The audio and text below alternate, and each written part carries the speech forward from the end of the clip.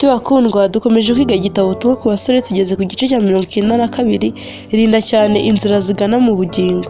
Umunyabwenge atanga inama agira ati: rinda umutima wawe kuruta ibindi byose birindwa, kuko ariho iby'ubugingo bikomoka. Imigani 23. Kuko uko atekereza mu mutima ariko ari. Imigani 23:7. Umutima ugomba kugirwa mushya n'ubuntu bw'Imana, nibitaba bityo gushaka ubutungane bw'ubugingo bizaba impfabusa. Umuntu wese ugerageza gukuza imico iboneye kandi itunganye adafashijwe n'ubuntu bwa Kristo aba yubaka inzu yo ku musenyi. Ku mugaruka ze ibigeragezo nta kabuza iyo nzu izasenyuka. Isengesho rya Dawidi rikwiriye kuba iry'umuntu wese. Dawidi yarasenze ati: Mana, undememo umutima wera, unsubizemo umutima ukomeye. Zaburi 51:10. Bityo tumaze kugabana ku mpano y'Imana, tugomba gukomeza tugana ku butungane, turinzwe n'imbaraga z'Imana kubwo kwizera. Urwandiko rwa mbere rwa Petero igice cya 1:5. Nyamara dufite umurimo tugomba gukora kugira ngo dutsinde ibigeragezo. Abadashaka kugwa mu mitego ya Satani bagomba kurinda neza inzira zinjira mu ntekerezo zabo. Bagomba kwirinda gusoma, kureba cyangwa kumva ibibazanira ibitekerezo bibi. Ntabwo intekerezo zikwiriye kurekwa ngo zibaze kandi zitinde ku ngingo yose umwanzi w'ubugingo abasha kuzishyira imbere. Intumwa Petero iravuga iti: nuko mukenyere mu mitima yanyu, mwirinde ibisindisha, mwiringire rwose impano y'ubuntu muzazanirwa ubwo Yesu Kristo azahishurwa. Mube nk'abana bumvira, ntimwishushanye n'irari mwagiraga kera mukiri injiji, ahubwo nk'uko wabahamagaye ari uwera, abe ariko namwe muba abera mu ngeso zanyu zose. Urwandiko rwa mbere rwa Petero igice cya 13-15. Pawulo nawe aravuga ati: ibisigaye bene data, iby'ukuri byose, ibyo kubahwa byose, ibyo gukiranuka byose, ibiboneye byose, iby'igikundiro byose n'ibishimwa byose, nihaba hariho ingeso nziza kandi hakabaho ishimwe, aba ari byo mwibwira. Abafilipi 4:8. Ibyo bisaba ko habaho gusenga kuvuye ku mutima ndetse no guhora umuntu ari maso. Tugomba gufashwa n'imbaraga ya Mwuka Wera itubamo, izatuma ubwenge bwacu burangamira mu ijuru kandi bumenyereze kuzirikana ibitunganye n'ibyera. Umusore azeza inzira ye ate? Azayezesha kuyitondera nk'uko ijambo ryawe ritegeka. Umuhimbyi wa Zaburi akomeza avuga ati: nabiki ijambo ryawe mu mutima wanjye kugira ngo nagucumuraho. Zaburi 119:9-11. Urukungu n'ingano. Nshuti basore, nimureke gusoma ibinyamakuru birimo inkuru z'impimbano. Muzibukire udutabo duto tw'inkuru twose. Twaba tugize neza dukuye mu nzu zacu ibinyamakuru byose bivuga inkuru z'impimbano ndetse n'ibitabo birimo amashusho y'urukozasoni, kuko ayo mashusho akomoka ku bakozi ba Satani. Urubyiruko ntirukwiriye kurogwa intekerezo zarwo rukoresheje bene ibyo bintu. Urukungu ni iki mu ngano? Ni mutyo umuntu wese uvuga ko ari umuyoboke wa Kristo asome gusa ibintu by'ukuri kandi bifite agaciro k'iteka ryose. Tugomba kwitegura gukora inshingano zikomeye cyane. Abatuye isi bagomba gukizwa. Urebye umurimo ukomeye ugomba gukorwa, ni gute umuntu yakwemera gupfusha ubusa igihe cy'agaciro kenshi n'ubushobozi Imana imuha akora ibintu bitazamugirira neza cyangwa ngo biheshe Imana icyubahiro? Nshuti bakundwa, dukomeje kwiga igitabo ubutumwa ku basore igice cya 93, kubaka imico ya Gikristo. Hariho ibitabo by'ingirakamaro cyane nyamara abasore bacu batigera barebaho.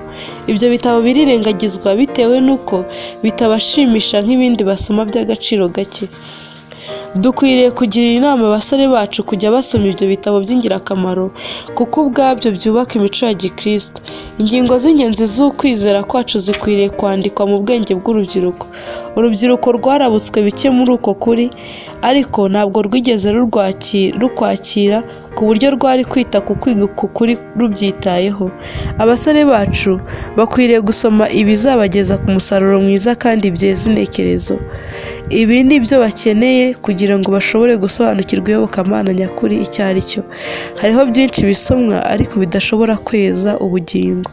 Iki ni cyo gihe cyacu cy'amahirwe yacu byo kugira icyo dukorera abasore. Nimubabwire ko ubu turi mu bihe by'amakuba kandi ko dukeneye kumenya uburyo bwo gusobanukirwa kubaha Imana nyakuri.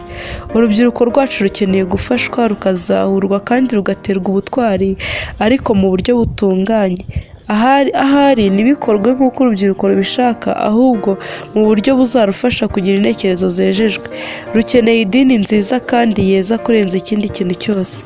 Ntabwo ngifite igihe kirekire cyo kubaho, umurimo wanjye uri hafi kurangira. Nimubwire abasore n'urubyiruko rwacu ko nifuza ko amagambo yanjye abakomereza mu kurangwa imibereho izashimisha cyane abo mu ijuru, kandi ko impinduka bazateza ku bandi zishobora kubahesha agaciro biruseho.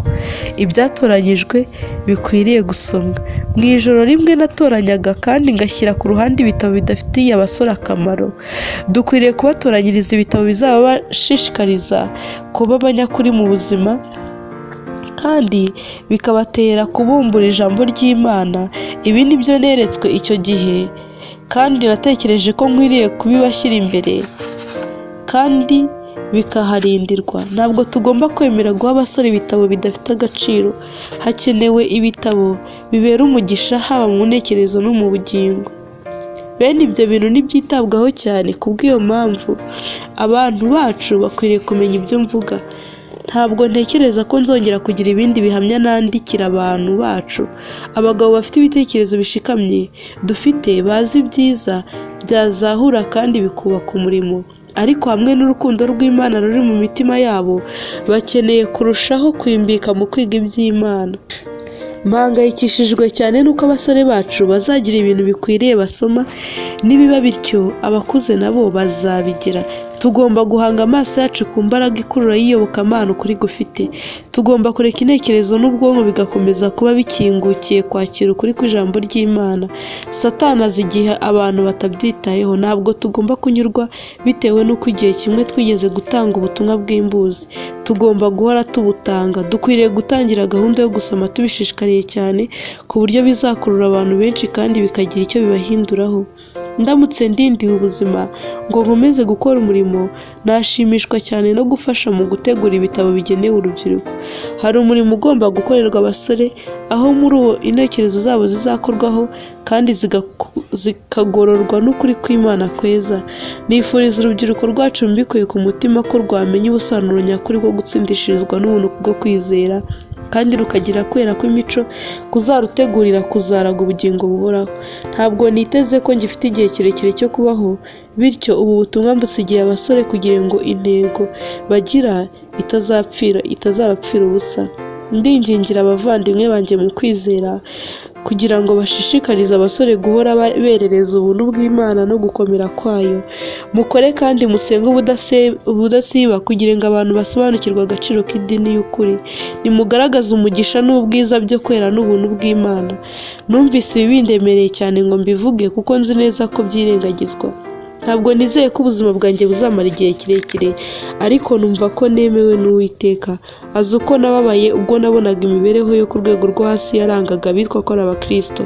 Numvise ko ryari itegeko kuri njye ko ukuri gukwiriye kugaragarira mu mibereho yanjye, kandi ko ubuhamya bwanjye bukwiriye kugezwa ku bantu. Ndifuza ko mwakora ibyo mushoboye byose kugira ngo inyandiko zanjye zigezwe mu biganza by'abantu bo mu bihugu by'amahanga. Nimubwire abasore ko bagiye bagira amahirwe mu by'umwuka. Imana ishaka ko bagira umwete mwinshi kugira ngo bageze ukuri ku bantu. Numva rwose ari inshingano yanjye idasanzwe yo kuvuga ibyo bintu. Nshuti bakundwa, dukomeje kwiga igitabo ubutumwa ku basore, tugeze ku gice cya 94, ingaruka z'inkuru mpimbano. Benshi mu rubyiruko baravuga bati nta gihe mfite cyo kwiga amasomo yanjye. Ariko se iyo bavuga batyo baba bakora iki? Bamwe baba bahatana buri kanya kugira ngo babone amafaranga yisumbuyeho, kandi iki gihe barundumurira mu gukora baramutse bagitanze mu kwiga Bibiliya kandi inyigisho zayo bakazishyira mu bikorwa. Icyo gihe cyabungura ibisumba ibyo bakura mu gukora bakarenza urugero. Icyo gihe cyabungura byinshi batakaza mu mitako idakenewe, kandi kigatuma barinda imbaraga z'umutima kugira ngo zisobanukirwe ubwiru bwo kubaha Imana. Kubaha Uwiteka ni ishingiro ry'ubwenge. Ariko abasore bavuga ko ari abakristo banezeza ibyifuzo by'umutima wa kamere, bagakurikiza ibyifuzo byabo bwite. Bityo igihe cy'imbabazi Imana yabahaye kugira ngo bamenye ukuri guhebuje kwa Bibiliya gikoreshwa mu gusoma imigani y'imihimbano.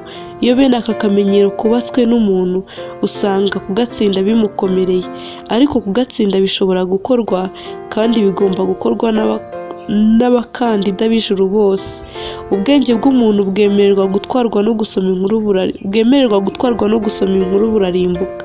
Intekerezo ze zita umurongo gutwarwa n'amarangamutima y'ikirenga bigafata ubwenge bwe, bityo hakabaho kudashyira umutima hamwe, hakabaho inzara yo kwifuza cyane ibyo kurya by'ubwenge bidatunganye, ari nabyo bihora bibuza intekerezo amahwemo. Muri iki gihe abantu ibihumbi byinshi bari mu bigo byakira abafite uburwayi bwo mu mutwe bitewe n'uko intekerezo zabo zateshejwe umurongo no gusoma udutabo duto tw'inkuru.